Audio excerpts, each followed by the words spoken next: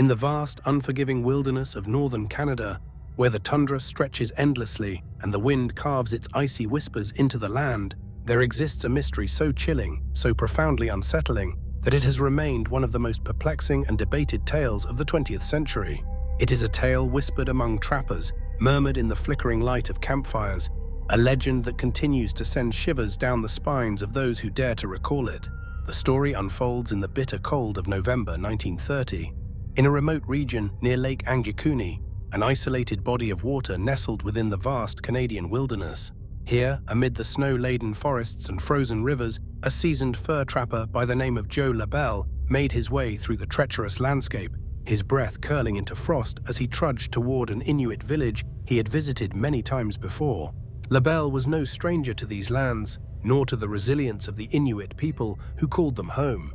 He knew their customs, their traditions, their way of life, how they lived in harmony with the land, surviving brutal winters with a wisdom passed down through generations. The village near Angikuni was small, home to about 30 people, but it was always alive with the sounds of daily survival, the rhythmic chopping of wood, the soft murmurs of storytelling elders, the excited chatter of children playing in the snow. But on this day, as Labelle neared the settlement, an unnatural silence pressed against his ears.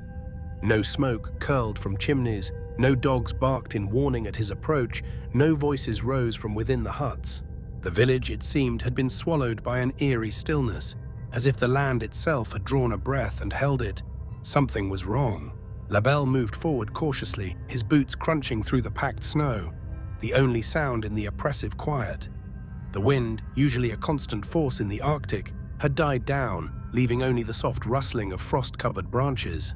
As he reached the nearest hut, he knocked on the wooden frame, calling out in a voice that felt too loud against the silence. No answer.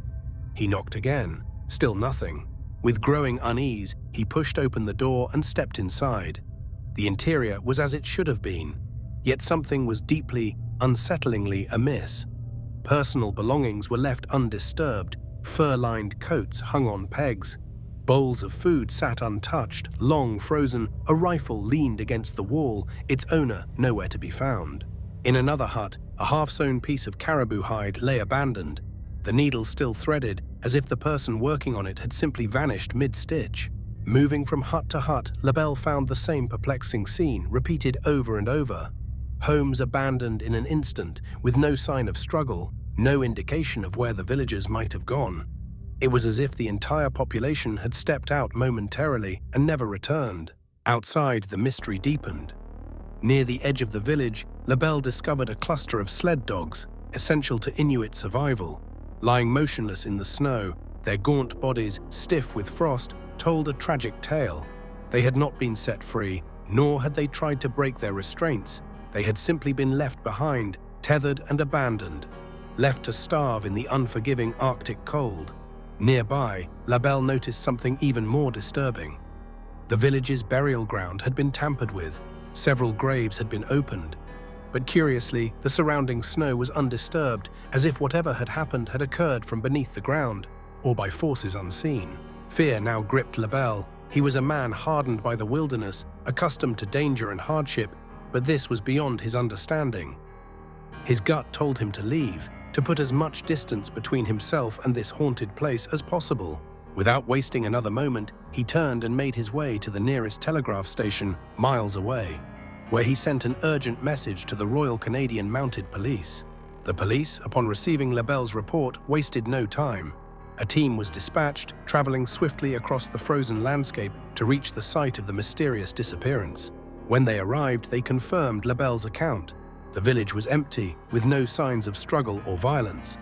The belongings of the villagers remained untouched, yet every single inhabitant was gone. The authorities scoured the surrounding area, searching for footprints, sled tracks, or any indication of where the villagers might have gone. But the land offered no clues. No human tracks led away from the settlement. There were no signs of a forced evacuation, no indication that they had been taken by force. It was as if they had vanished into thin air.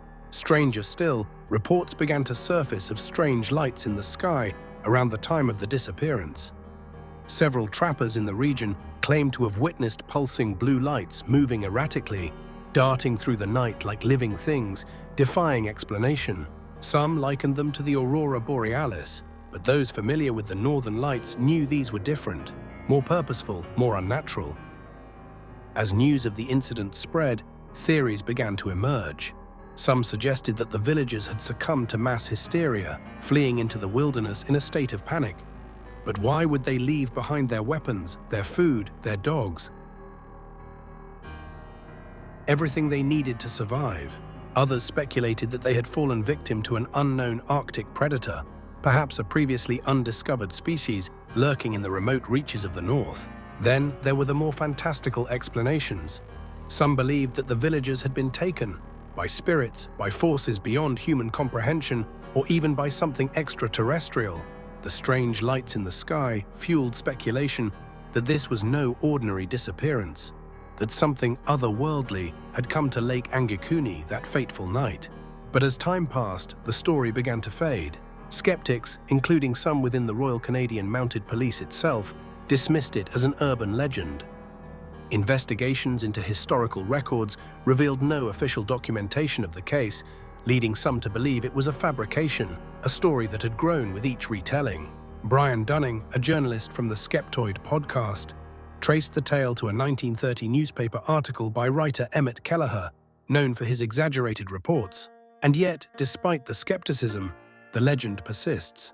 To this day, the fate of the Angikuni villagers remains unknown. No bodies were ever found, no explanations ever surfaced. The land, as vast and untamed as ever, keeps its secrets well. But those who travel deep into the Arctic wilderness still speak of the ghost village, of the abandoned homes standing silent against the wind, of the graves disturbed by unseen hands. And sometimes, on the coldest nights, when the air is still and the sky is clear, some say they hear voices, faint, distant, carried on the wind, a whisper from those who vanished without a trace.